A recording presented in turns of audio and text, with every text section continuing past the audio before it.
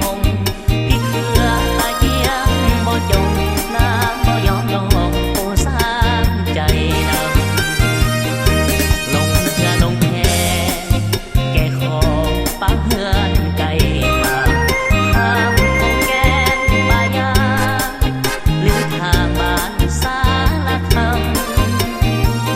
เทมันเจ้าเอ๋ยบ่เลยจะหาใจดำปล่อยให้ฝนตกลงน้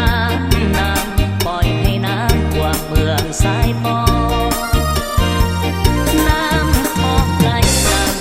แม้แต่ทางเดียวนั้นบ่มีห้วยอ้อยต้องถึงอันนี้แสงเต็มที่แค่น้องพี่น้อง ขอวอนเทวานาคานั้นสวยปกป้องปีหน้า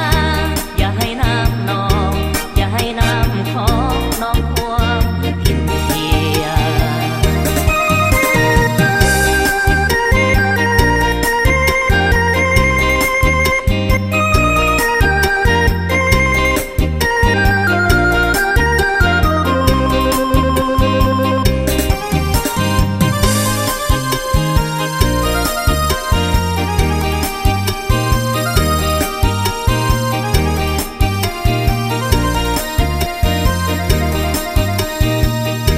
ลงเรือลงแพ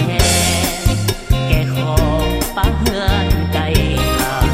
ข้ามคงแกนป่ายาหรือทางบ้านสารคำเทมันเจ้าเอ๋ยบ่เลยจะหาใจดำปล่อยให้ฝนตกลงน้